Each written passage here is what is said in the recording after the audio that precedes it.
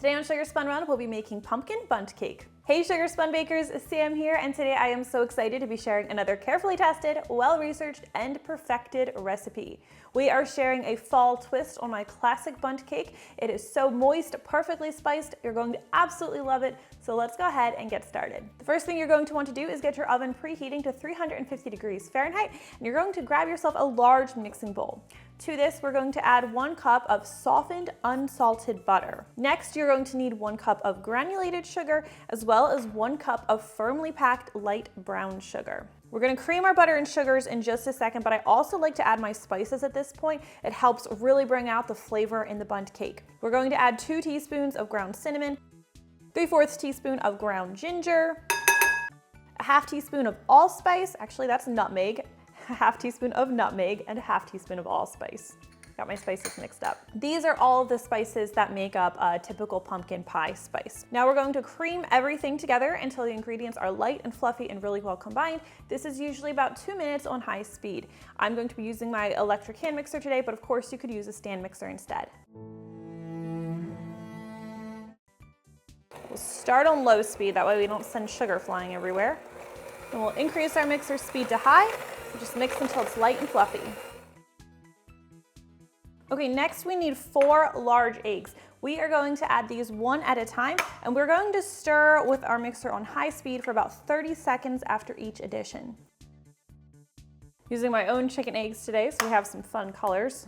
They're finally laying eggs large enough that I don't have to buy them from the store anymore.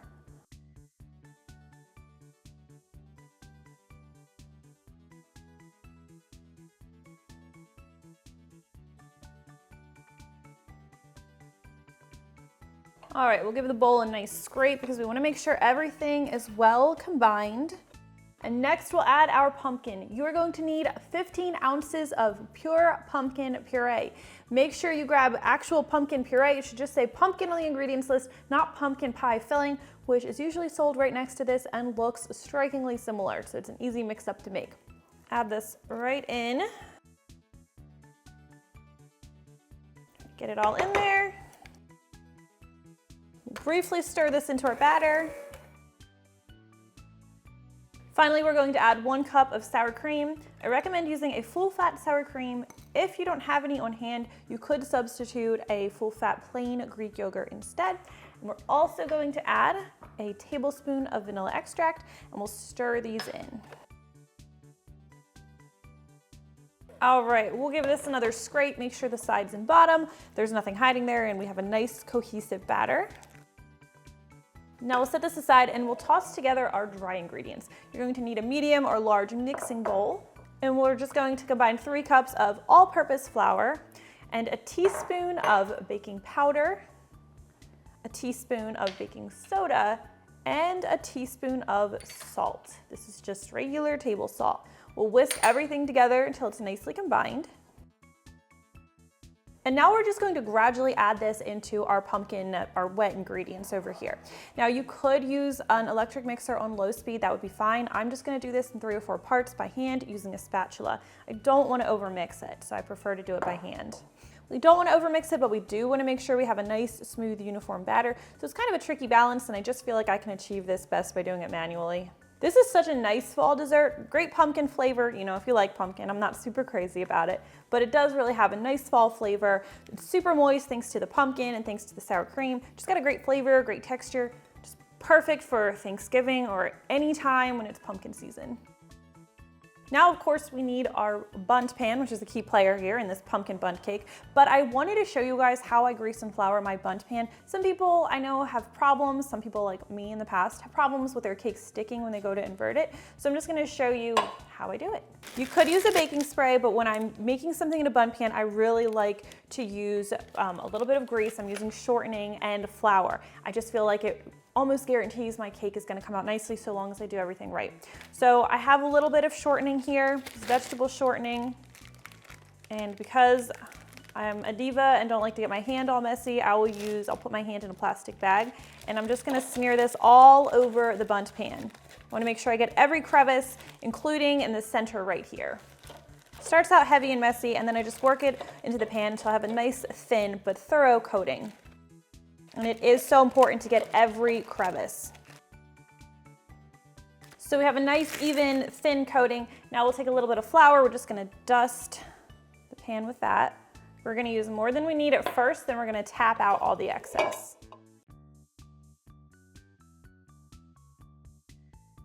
And we're just gonna smack the flour around and make sure, again, we have a nice, even coating of flour. So right here, you can see I missed a little bit of shortening right here. So I'm just gonna fix that real quickly.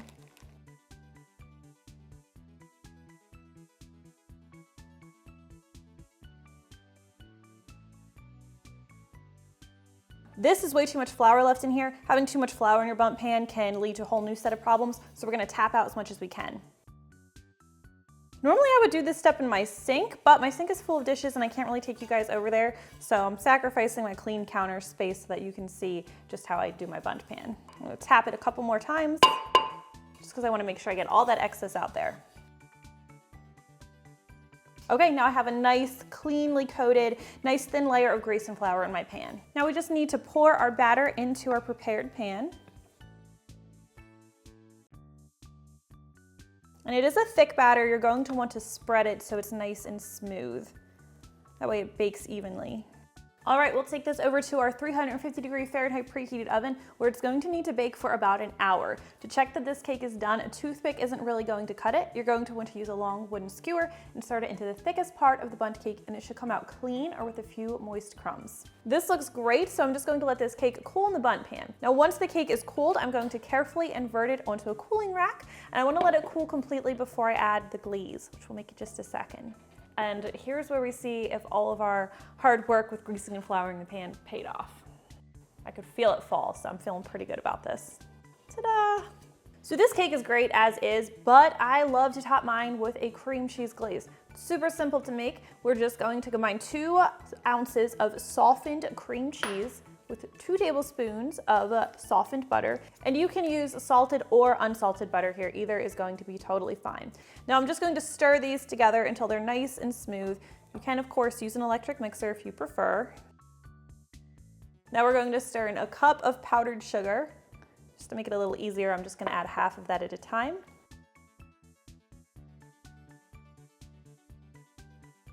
And I'm also going to add a teaspoon of vanilla extract for flavor. So obviously this is too thick to be a glaze. So what we're gonna do is we're gonna pop it in the microwave and heat it in 5-second intervals until it is smooth and pourable enough to be poured over our Bundt cake. So this is after about 15 seconds of melting. Pretty happy with this. You don't wanna overdo it, otherwise you're just gonna have a soupy, runny mess. So I'll grab my wax paper, a broken box of wax paper, and I'm just gonna put this under the Bundt cake. It's just gonna make cleanup a lot easier because some of the glaze is surely going to hit the counter. And if you're wondering why I didn't put down wax paper when I was tapping out the Bundt pan earlier after I added the flour, I'm wondering the same thing. Would have been really smart. This is still kind of thick, so we're just gonna gently nudge it over the edge of the Bundt cake. Probably could have gone a couple more seconds, but I prefer mine to be a little bit thicker because it's much easier to manage that way. If it's too thin, a lot of it runs off and then you have a really thin layer of cream cheese glaze. I like a lot of cream cheese glaze. Now this glaze does end up with a little bit of a off whitish or yellowish hue, and that's because of the vanilla extract. If you want a pure white frosting or glaze instead, you can use clear vanilla extract, or you could also leave out the vanilla if you don't have clear, but I really like the depth of flavor it adds and think it pairs really nicely with the spices in the cake. So leaving it out would be my last choice. And look at that, I'm not even gonna need the wax paper here because it's still so thick. All right, the frosting could certainly be a little bit more set, but we're gonna go ahead and dig in right now anyway.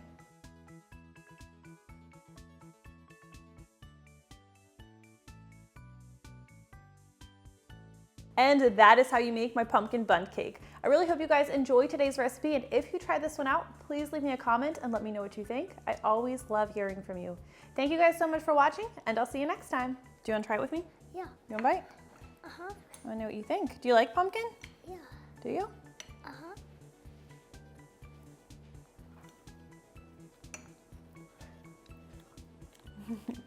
That's pretty good, isn't it? Yeah, it is. It is good. Uh-huh. You're not feeling well, are you? No, I'm not. Okay. Do you want more cake? Yeah. Okay.